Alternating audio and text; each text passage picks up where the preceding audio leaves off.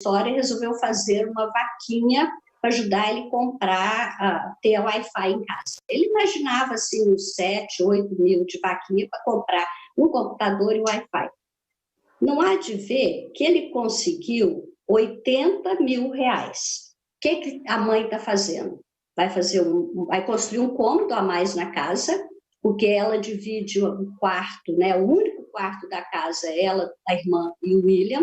O William vai ter o quartinho dele, com a mesinha dele, o computador dele, para poder estudar. Então, essa crise está mostrando o lado humano lindo da solidariedade também. E tudo isso tem que ficando na nossa memória, na nossa história, e eu acho que a gente tem que reforçar isso com os nossos alunos também.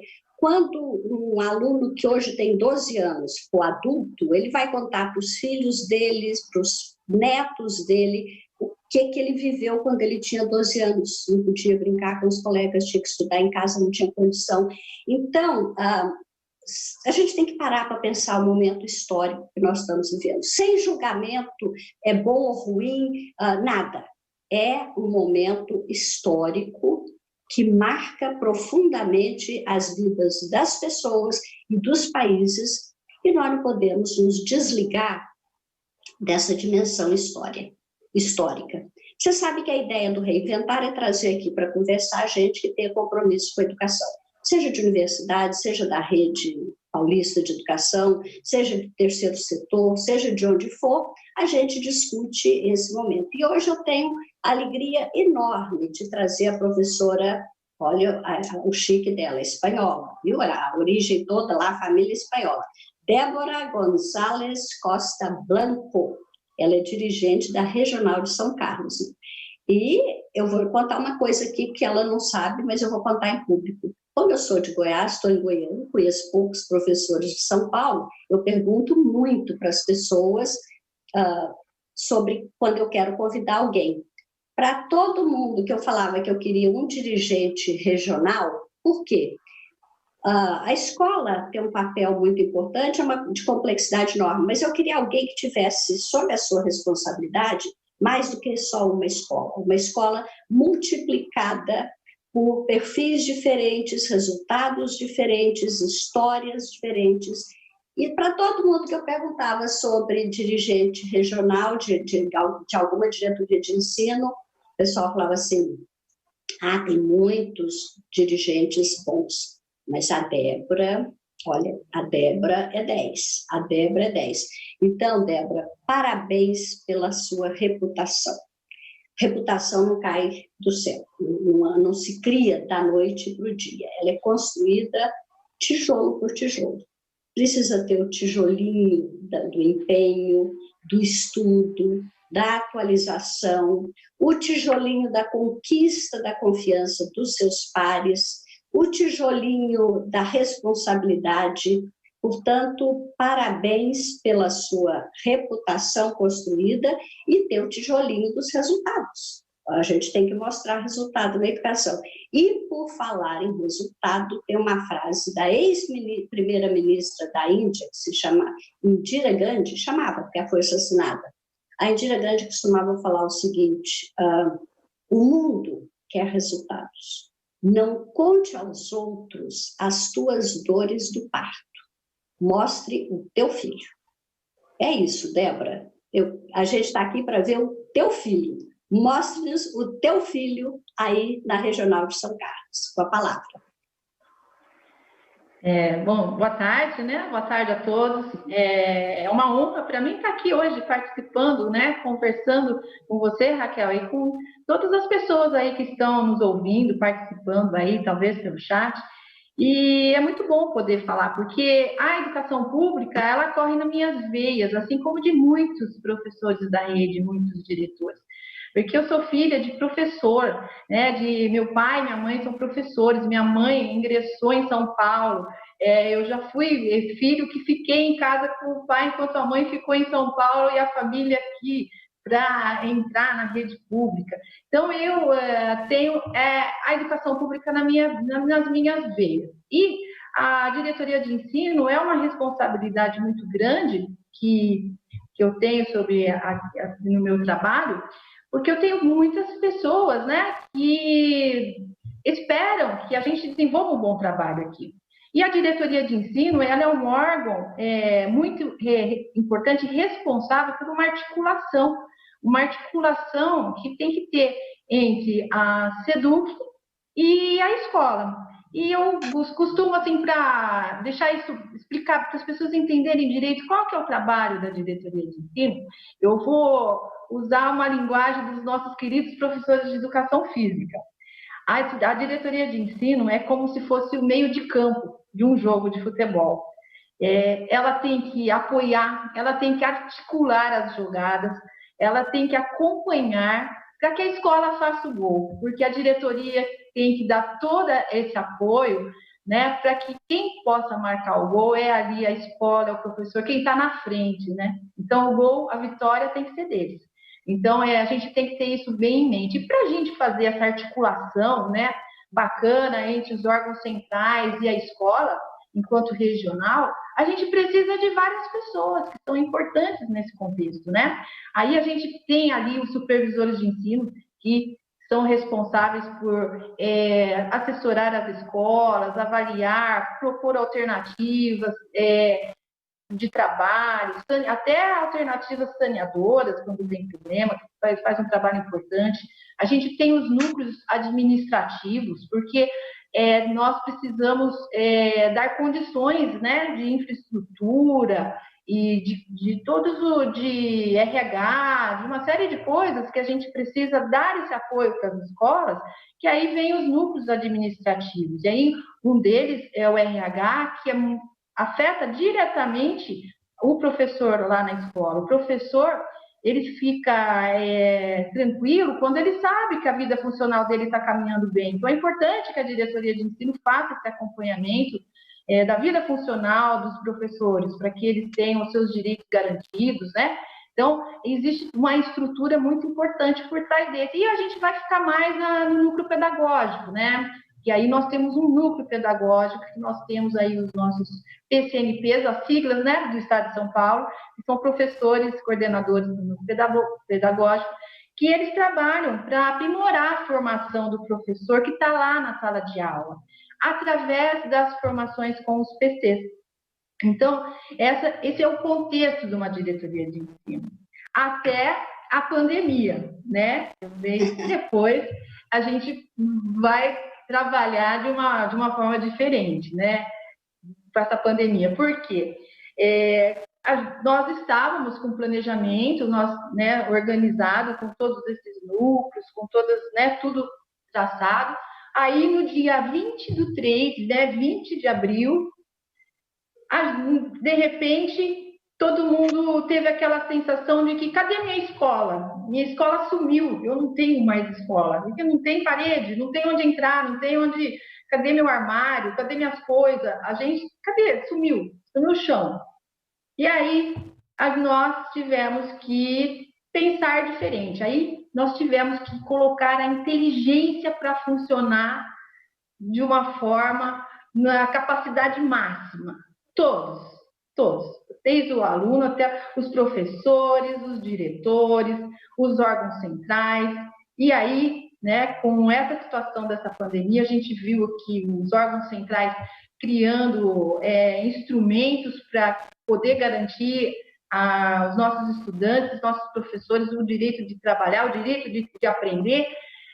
Aí tem o Centro de Mídias, que foi uma coisa maravilhosa, que foi criado nessa situação em curto espaço de tempo e que a gente não vai perder mais isso.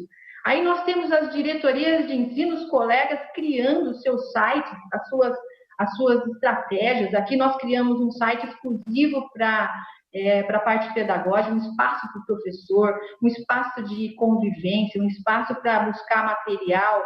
Tem coisas ótimas ali que as pessoas aqui da minha regional, e quem quiser pode acessar e buscar. E outros dirigentes fizeram isso com suas equipes, né? O professor lá na escola começou a criar o seu material digital, ele foi aprender a trabalhar com essas ferramentas. Às vezes nem estava nos seus planos aprender isso. Aí eu abro um parênteses para contar que eu tenho uma professora aqui que ela já tem mais de 70 anos, ela já poderia ter saído.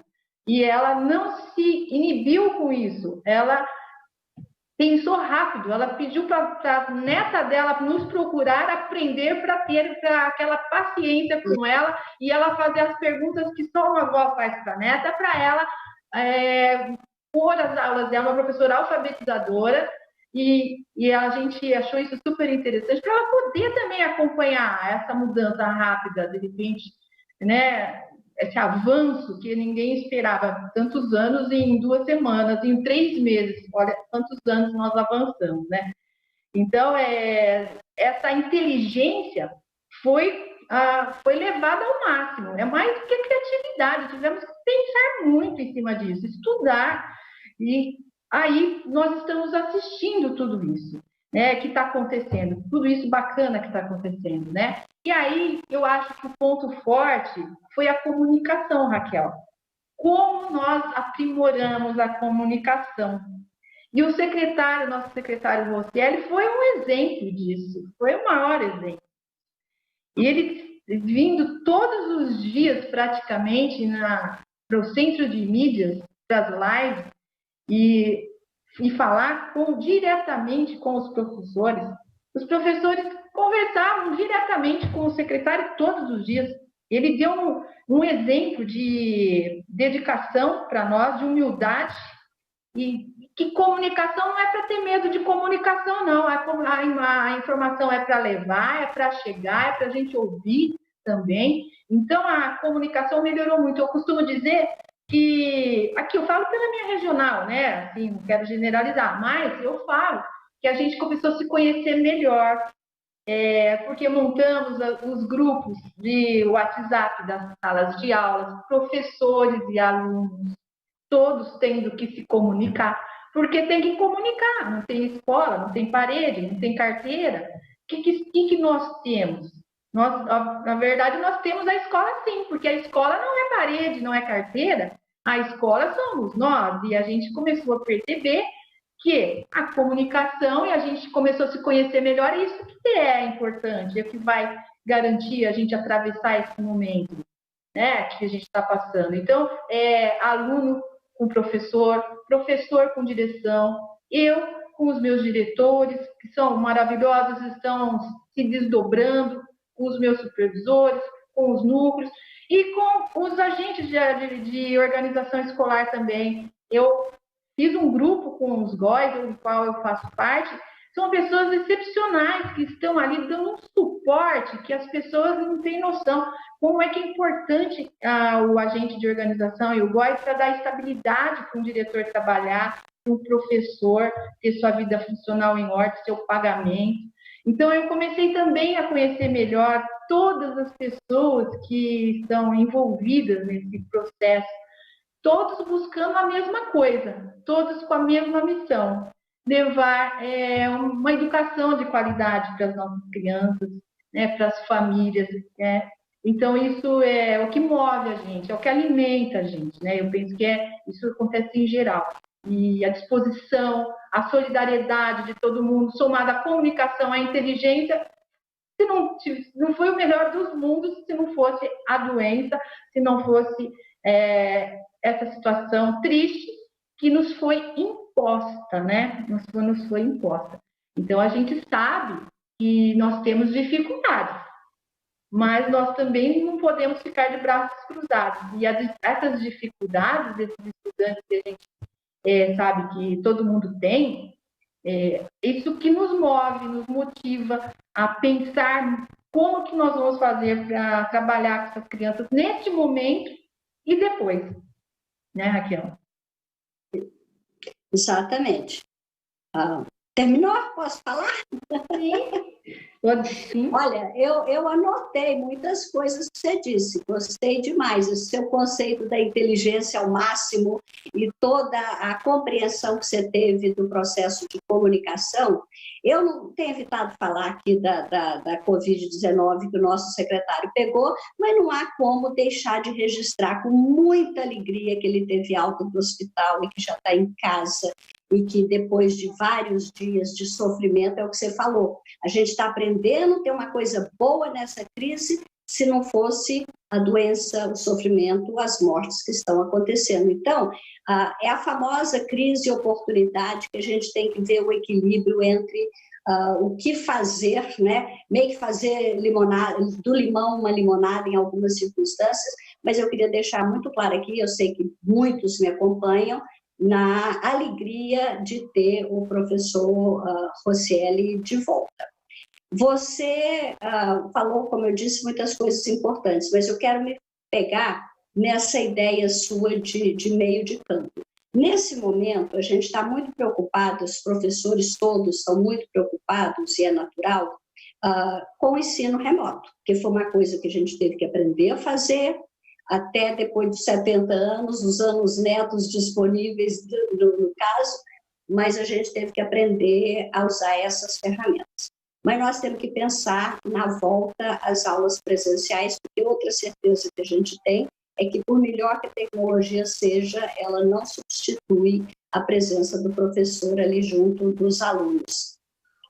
Nós temos conversado, Débora, em programas anteriores, sobre esse retorno, principalmente com a Priscila Cruz, a gente falou dos lados sanitários, isolamento social, uma série de coisas que vão nos afetar no retorno. Com a Tatiana Filgueiras, que é do Instituto Ayrton Senna, mais até do que com a Viviane Senna, nós falamos também desse acolhimento, do cuidado, do lado emocional.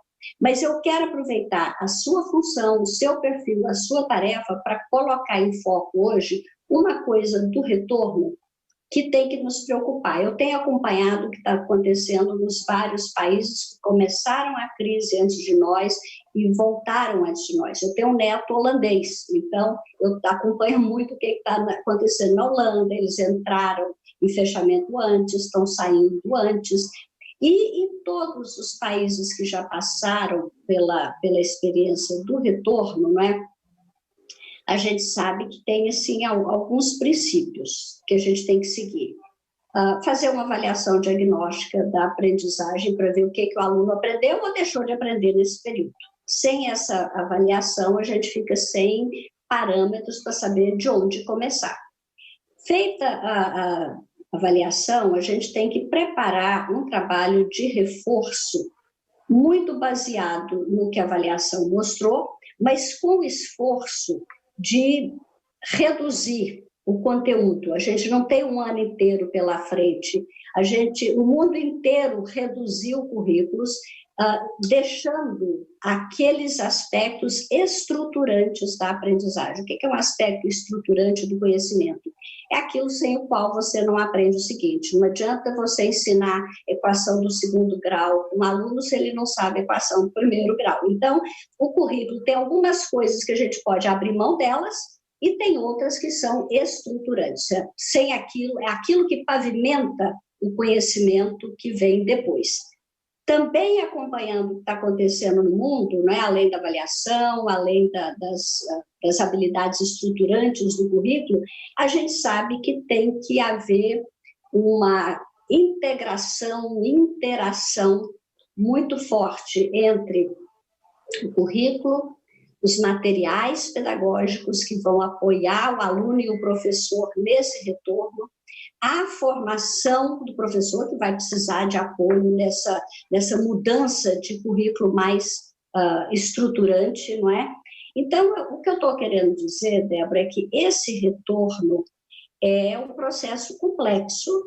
Eu estou falando de um retorno que tem algumas frentes. Tem currículo, tem avaliação, tem acompanhamento, tem formação, tem recursos didáticos, tem tecnologia. Essas são as várias frentes para construir um programa robusto de reforço às nossas escolas e aos nossos alunos. Pela sua experiência de meio de campo, o que o meio de campo precisa fazer, e aí talvez eu queira incluir até a sua avaliação sobre o que a secretaria precisa fazer, o que as DEs precisam fazer, o que esse meio de campo precisa fazer para que as escolas façam o gol, e gol na escola é aluno aprender. Então, tudo que a gente quer é criar condição. Então, dentro desse complexo todo que eu coloquei, no retorno às aulas presenciais, como é que você avalia essas medidas todas? É complicado. Sim, é complicado, mas eu penso que a primeira coisa que a gente tem que fazer é quebrar alguns paradigmas, superar algumas concepções que a gente tem de que o ano termina em dezembro.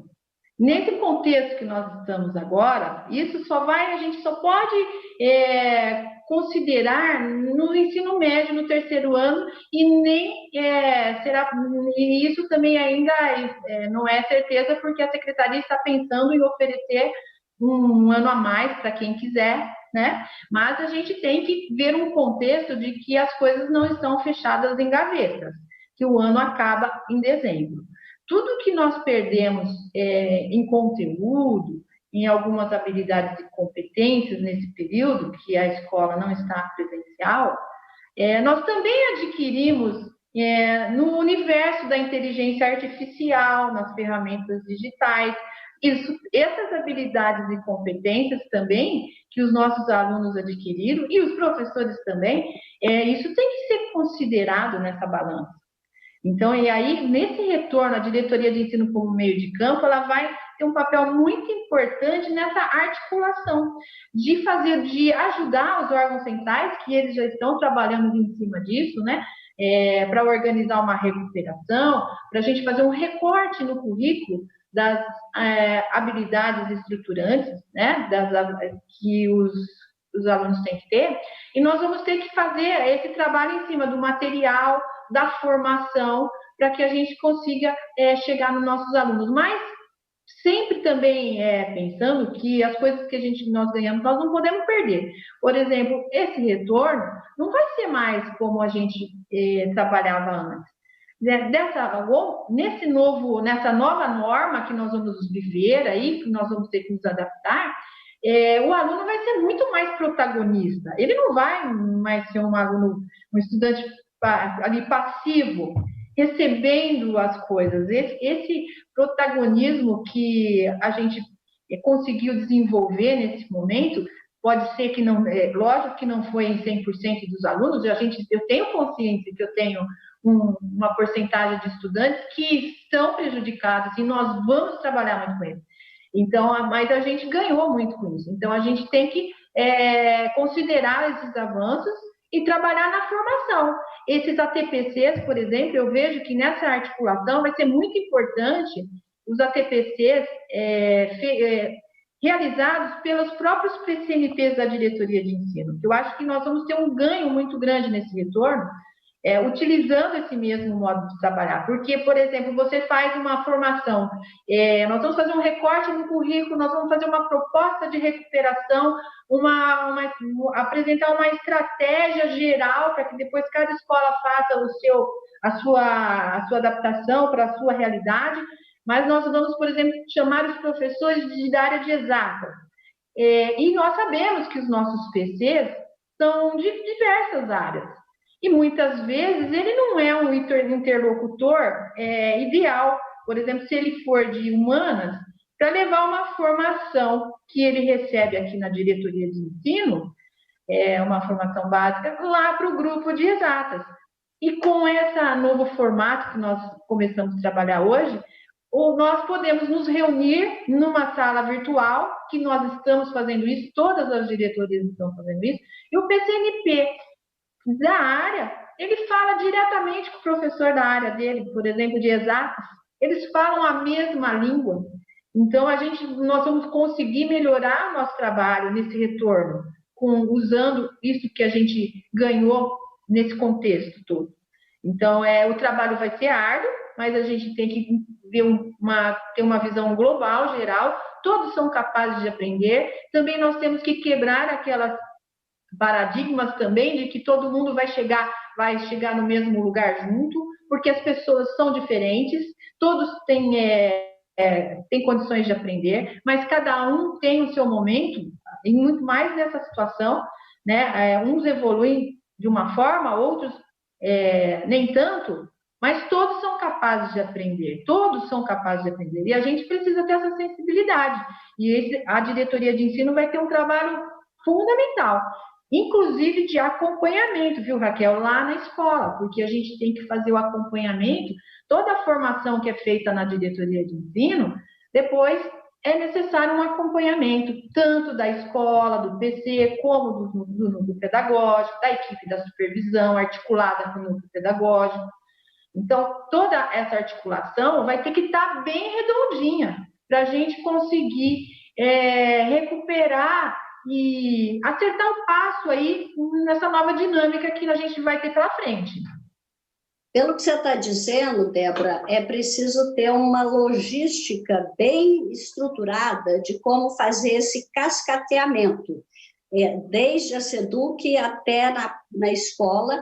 E eu lembro aqui, eu te ouvindo falar, eu lembro uma vez que eu vi uma palestra, né, do primeiro-ministro de Singapura, não me lembro o nome dele, em que ele falava o seguinte: para se vir bem, é claro que você precisa ter valores e motivações corretas, mas isso não é suficiente. É preciso também entender a questão para poder tomar decisões corretas. Esse entender a questão para tomar decisões corretas, nesse momento, me faz pensar que essa articulação que você fala, PCNP, PC, supervisor, diretor da escola, todos os elos desse cascateamento da informação central têm que estar completamente sabendo do que está acontecendo, até para poder se enquadrar melhor, participar melhor, entendendo o espírito da coisa, aquilo que o primeiro-ministro de Singapura fala, entender a questão. Grasp, em inglês, é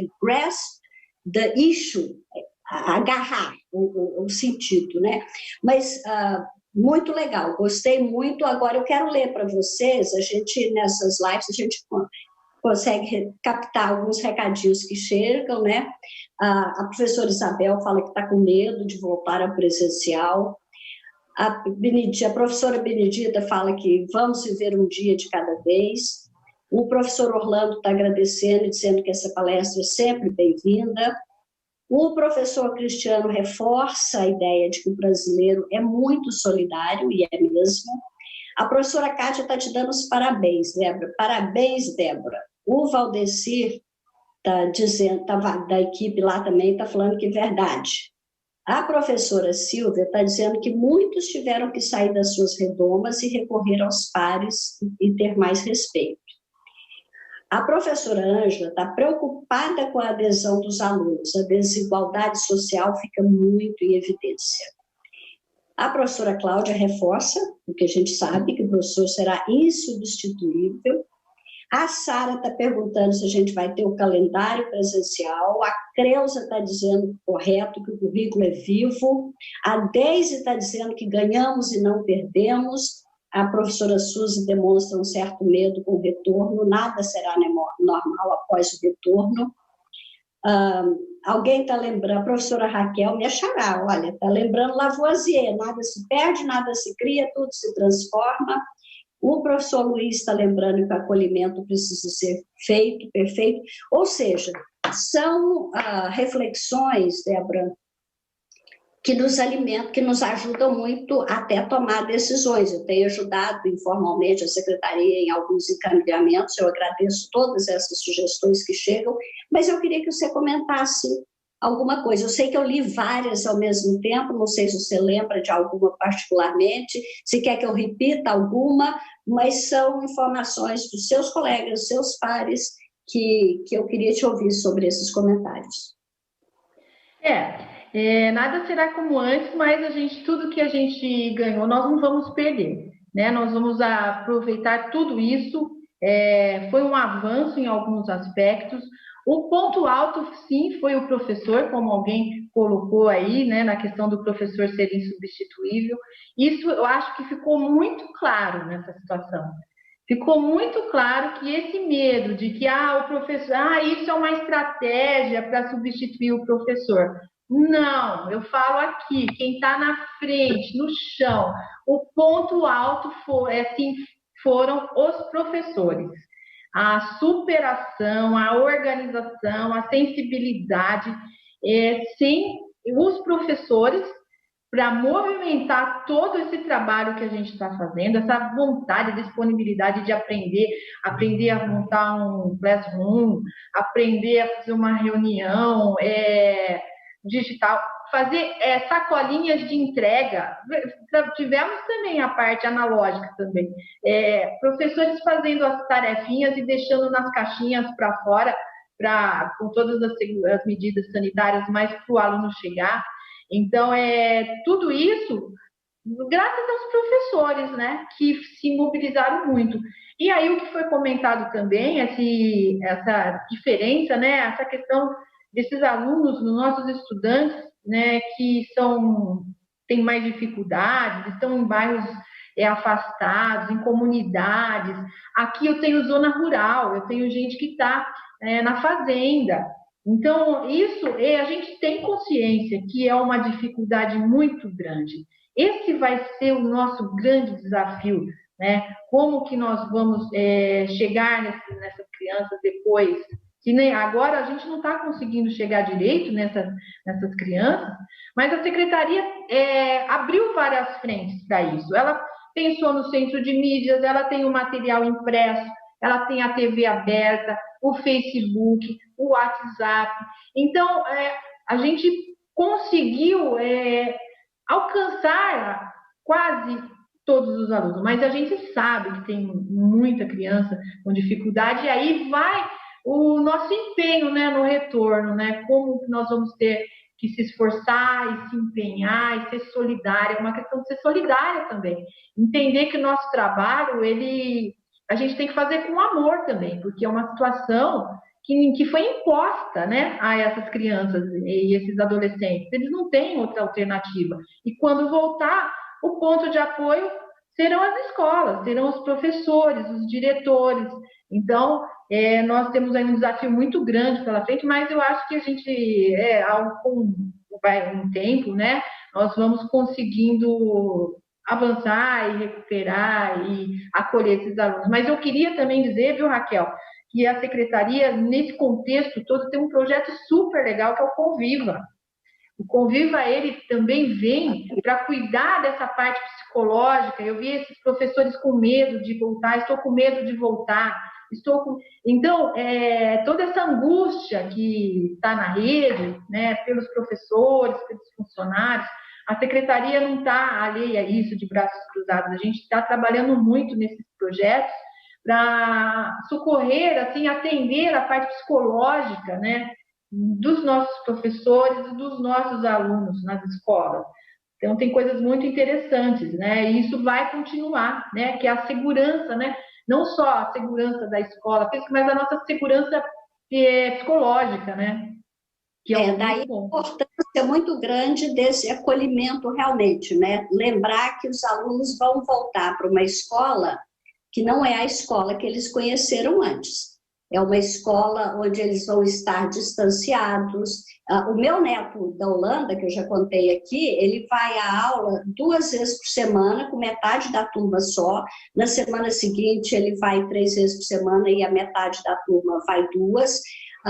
Eles têm muitas regras. Agora, como é que você pede para uma criança não correr, não brincar? Então, eles não vão encontrar as escolas. Muitos terão tido perdas nesse período. Às vezes o pai morreu, a mãe morreu, a avó morreu, a tia morreu, passou mal, é claro. Então, a gente vai acolher crianças que tiveram perdas e nós vamos acolher professores também que tiveram muitas perdas. Como é que você sente o professor hoje, com os problemas que está vivendo, a disposição de superação e o amor aos alunos que eles têm, mas é uma exigência grande que a gente faz. Eles vão acolher essas crianças, eles terão força para acolher essas crianças que estarão com demandas emocionais também tão grandes ou maiores que as dele. Como é que você acha que a gente motiva um professor a se engajar, engaja o professor? Essa é uma questão complexa, tem muito a ver com a personalidade, caráter de cada um, né? Mas a nova regulamentação da formação de professor fala em engajamento profissional. Engajamento profissional é a mesma coisa que motivação profissional? Você vê essa questão muito complexa. Eu sei que eu estou te colocando sua pergunta complexa, mas estou gostando de te ouvir nas respostas. Bom, eu acho, é uma pergunta difícil, né? Porque a rede é enorme, né? Nós temos aí quase 5.000 escolas, mais de 200 mil, perto de acho que 200 mil professores. Então, a gente tem pessoas diferentes, né? Pessoas que estão na profissão por um motivo ou por outro. Então, a gente tem um universo bem diversificado. E aí que é o desafio da secretaria, e aí por isso que eu puxei para lembrar aqui do nosso projeto tão importante que é o Conviva, porque vai ser uma responsabilidade da secretaria em sensibilizar esse professor para que ele não volte para suas atividades dentro de um plano que vai ser um plano seguro para ele voltar. Ele precisa entender que a secretaria tem se mostrado super responsável e ela não vai apresentar um plano que não seja seguro para esse professor retornar. Então, essa é a palavra que eu quero deixar, que eles tenham segurança que vai ser um plano responsável. E tanto os órgãos centrais como a diretoria de ensino e a escola, nós vamos trabalhar para dar todo esse apoio que esse professor vai precisar para esse retorno. Porque a gente não pode correr o risco. Já imaginou a gente voltando para a escola, um com medo do outro? Você olhar um aluno e você ter medo de um aluno, olha que complicado isso, né? Então, como que a gente vai ter medo do colega, sendo que retorno de aula é sempre muito abraço, é sempre muita alegria, e vai ser um retorno diferente, um retorno distante, né? Mas não precisa ser um retorno solitário, né? Mas um distante físico, né? Um distanciamento físico. Então, nós vamos ter um longo caminho aí pela frente para a gente trabalhar com os professores. Oi? E a gente tem que se preparar para isso, né? Inclusive, imaginar previamente esse retorno. Todas as experiências que a gente lê de pessoas que desempenham bem, uma das coisas que eles confessam que fazem antes do evento, às vezes é uma palestra, às vezes é um jogo decisivo, um concurso decisivo, as pessoas que, na véspera, mentalizam como eles imaginam aquele momento, são pessoas que se saem melhor. Então, talvez a gente tenha que ir desde agora ir fazendo exercícios de mentalização de como será esse nosso retorno na escola, esse encontro com os colegas, esse encontro com os alunos. Agora, um passarinho me contou que você anda fazendo umas coisas bem diferentes, inclusive festa junina digital. O que é isso? Não só a diretoria de ensino do Socrates, mas é isso que eu ia te falar. O que os colegas aí, os dirigentes, né, têm postado nos grupos de experiências que eles estão desenvolvendo nas suas escolas, festa junina digital, sala de leitura também remota, cantinho da leitura, alunos lendo para outros alunos, professores fazendo leitura também compartilhada. A Semana do Meio Ambiente também fizemos coisas maravilhosas. Hoje nós postamos uma estudante nossa, deficiente auditiva, contando uma história em Libras, e a colega falando e ela contando em Libras, uma história do Chapeuzinho Vermelho Sem Floresta, para tratar do desmatamento, tratar de todas essas questões. Por isso que eu falei que o protagonismo vai se preparando, Rede, porque o protagonismo vai vir com tudo, porque os meninos estão postando filme, estão indo pesquisar, estão fazendo experimentos em casa. Tem os clubes de ciências, eu tenho aqui 68 clubes de ciências, estão fazendo experimentos, postando no nosso site. A gente tem apoio da universidade, aqui da UFSCar e da USP, que também compartilha esses vídeos nossos, incentiva as crianças, né, os adolescentes. Então, eles vão voltar com tudo. E a gente também está com tudo para receber também, né? Mas vai ser uma coisa diferente. Então, a gente precisa lembrar que a nossa vida vai ser melhor, eu acho, porque vai ser mais interação, né? Vai ser bem bacana. E a gente faz muita coisa aqui, tem o Educação Paulo, o Vem para a USP, agora também, esse ano, a gente começou com as eletivas, com o projeto de vida. Olha que coisa bacana, o projeto de vida, depois de uma pandemia, tudo aquilo que eu programei de projeto de vida, talvez eu tenha que mudar. Talvez o que eu passei vai fazer eu mudar espontaneamente, porque eu já não sou mais a mesma pessoa. Né? Isso vai acontecer lá com o estudante.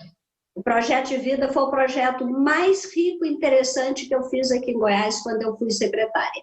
É impressionante. A gente criou um grupo grande de agentes jovens que se corresponsabilizaram, tiveram um protagonismo essencial, mas eu não estou aqui para falar de Goiás, eu estou aqui para ler mais alguns recados para você, Débora. A professora Marisa está achando muito enriquecedor esse processo todo de debate. O professor Rogério está sugerindo que a gente tem que aprender a desenvolver a cada passo. O professor Sérgio, graças a Deus, Sérgio, sobrevivemos 2020. Sim, sobrevivemos e sobreviveremos todas as outras crises, né? A professora Maria Lúcia concorda com você, nós estamos aprendendo cada vez mais, nunca mais seremos os mesmos, de acordo com a professora Silvia. A professora Janaína está fazendo uma pergunta que eu passo para você. Vocês preferem professores inovadores ou tradicionais? Eu acho que está fácil de responder, mas de qualquer forma. A professora Maria fala da solidariedade, foi o que apareceu em todos os setores. A Cláudia acha que ganhamos e não perdemos. A professora Maria acha que o Centro de Mídias é fantástico. A Silvia também concorda. Ou seja, o que a gente está sentindo de reação das pessoas que estão acompanhando é que, apesar, aquilo que você disse, da dor, da doença, das mortes, a gente está conseguindo aprender a avançar. E a gente já está quase, não sei, deixa eu dar uma conferida aqui nas horas que eu costumo. Não, a gente ainda tem um tempinho aí que eu queria que você considerasse essas últimas observações que eu fiz para você. E uma frase interessante que você falou, o distanciamento nos uniu. Acho que tudo que a gente está desenvolvendo aqui hoje está levando nesse sentido, não é? Mas como que esse distanciamento que nos uniu pode ser preservado no retorno presencial? Eu estou falando isso porque eu morei 5 anos nos Estados Unidos com marido e 3 filhos. E lá, cada um fazia a sua parte, um lavava roupa, passava roupa, lavava. Quando nós voltamos para o Brasil, que tinha facilidade de alguém para ajudar, todo mundo quis cair no comodismo de antes. Então, às vezes, numa situação de emergência, de susto, de indução, a gente faz coisas que, quando volta ao normal, a gente quer acomodar. Como é que a gente evita isso e como é que a gente avança? Primeiro eu quero falar sobre esse comentário que a professora colocou, o que é melhor, o professor inovador ou tradicional? Então, aqui em São Carlos, é uma cidade que eu posso te responder isso, professora, que nós temos espaço para o conservador, para o tradicional e para o inovador. Porque eu tenho escolas aqui que são tradicionais e eu tenho muitos pais que querem estudar lá, eu procura escolas que a gente costuma dizer assim, time que está ganhando, a gente não tem que mexer, não cabe a diretoria ir lá naquela escola que funciona, naquele modelo tradicional, os pais querem aquilo, prestigiam aquilo, e tem escolas que tem outro perfil de pais, de família, depende da concepção de educação que cada um quer para os seus filhos, mas tem espaço para todo mundo, e não é porque é tradicional que é velho, né? Pode ter coisas diferentes, inovadoras ali também, né? Então, acho que a gente tem espaço para todo mundo, e todo mundo tem, o inovador pode também usar um pouquinho do tradicional, o tradicional pode um pouquinho para a inovação, né? Acho que isso que é bacana da gente exercitar. Agora, a questão de não perder isso, né? A gente, esse distanciamento nos uniu, para a gente manter isso, viu, Raquel? vai depender de cada um de nós, porque eu costumo dizer assim, olha, a gente não muda o curso do rio com pedras. Então, para a gente manter isso, não adianta eu forçar, olha, vamos manter o grupo do WhatsApp porque eu quero, vamos fazer isso porque a escola resolveu que agora esse canal, essa aula vai ser aqui nesse canal. A imposição não vai funcionar, porque nós viemos para esse novo modo de se relacionar, essas novas normas, espontaneamente, né? E a gente entendeu que isso era importante e a gente está vendo o resultado. Então, nós vamos ter que trabalhar muito com as equipes e até com os estudantes para manter isso, né? Para que eles tenham essa percepção que essa aproximação não pode ser perdida, né? A gente tem que cativar isso todo dia lá na escola. Aí vai depender das equipes das escolas, dos diretores, dos coordenadores, do professor também colaborar nisso, ele entender que isso não faz mal, isso só fez o bem.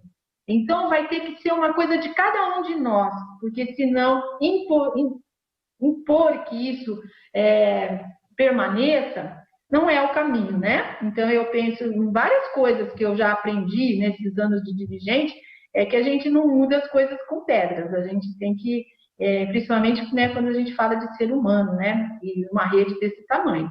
Mas é muito importante que todos tenham essa consciência de que vai depender de cada um de nós, de responder uma mensagem no grupo dos professores, não ficar, agora eu não preciso mais desse bom dia que me ajuda, que essa palavra dessa professora que coloca isso todo dia para mim. Não, a gente tem que valorizar tudo isso que a gente ganhou. Valorizar, não descartar. Então, eu acho que é o caminho, né? Não é descartar nada. Adorando conversar com você, porque a gente combina em muita coisa e eu estou aprendendo muito. Você falou 2 pontos importantes nessa fala sua. Primeiro, que tem lugar para todo mundo, para o tradicional e para o inovador. Aliás, a riqueza do sistema público é ele ser diversificado.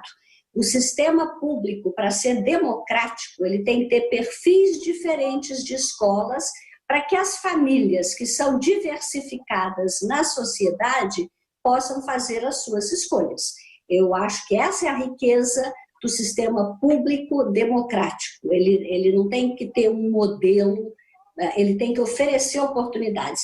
E você falou uma outra coisa que eu quero muito reforçar também, é que a gente vai sair dessa crise com mais protagonismo, não adianta querer impor nada.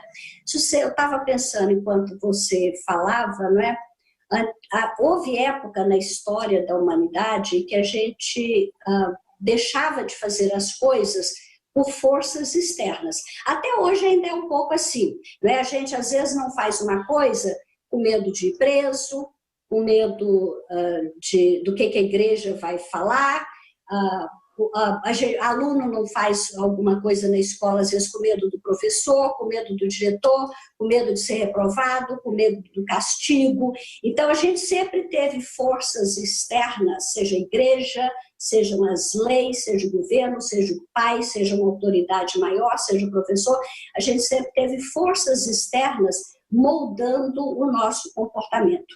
E o que eu sinto que está acontecendo no mundo hoje é que você precisa desenvolver valores e forças internas, porque você vai fazer determinada coisa, não que se você fizer diferente você vai preso ou o pai vai chamar a atenção, não é porque aquilo é o certo.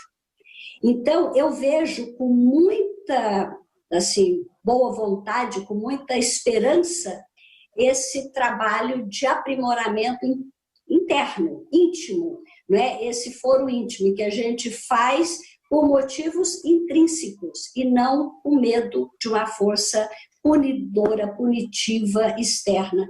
E eu acho que a gente está avançando nesse modelo desse tipo de autonomia, sabe? Gostei muito de sua resposta e acho que a gente está avançando nesse sentido.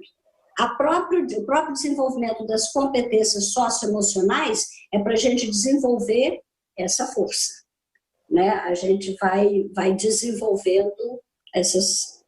Olha, professora Kátia, na entrada, no intervalo e na saída, será que conseguiríamos um distanciamento?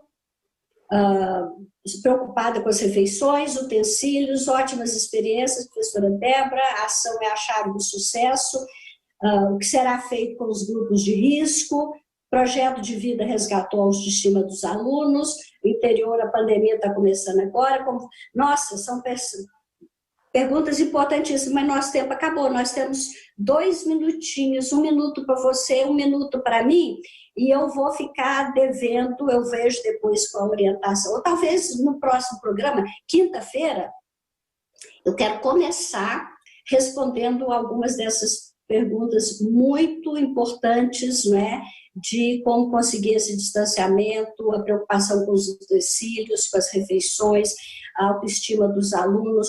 Pronto, já está, só nesse último quadro de perguntas, já está definido o programa da semana que vem. Obrigada, Débora, pelas suas despedidas. Então, eu vou usar minhas despedidas aqui, né, para agradecer a minha equipe, agradecer todo o pessoal aqui da diretoria de ensino, o pessoal batalhador que está aqui, tanto desde os meus supervisores super competentes até os funcionários dos núcleos administrativos, meus PCNPs, que são pessoas maravilhosas. Eu preciso mandar um alô, um abraço para os meus diretores, porque os diretores são fantásticos, né? Eles não estão medindo esforços para conseguir chegar em cada aluninho da sua escola, né? Então, quero agradecer muito o empenho dessas pessoas, dos nossos professores também, Raquel, que são pessoas, assim, dedicadas, né?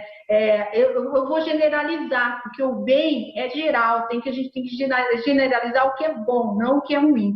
Então, os professores, né, o ponto alto de tudo isso, e eu quero agradecer os funcionários, sabe? Os agentes de organização, os boys que dão esse suporte para também ir lá na escola para toda essa estrutura. Agradeço você, Raquel, pela oportunidade, foi um prazer conhecer você, a equipe técnica aí, a Larissa. Eu fiquei um pouco nervosa, né, de fazer uma conversa assim, mas foi muito tranquila. Agradeço você como minha entrevistadora, que foi muito generosa comigo, e todo mundo que mandou alguma coisa aí no chat, né, colocaram perguntas.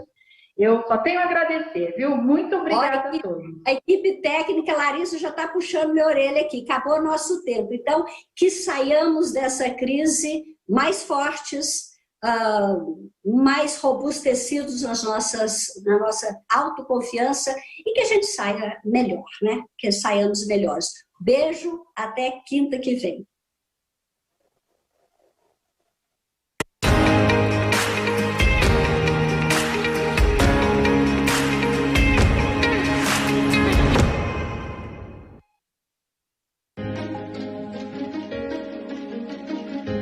A escola pode estar distante, mas as aulas não. Por isso, o governo de São Paulo criou um aplicativo online de aulas com chats para todos os estudantes da rede pública de ensino durante a quarentena. O acesso à internet é gratuito e você ainda pode assistir às aulas ao vivo nos canais digitais da TV Cultura. Baixe o aplicativo e estude.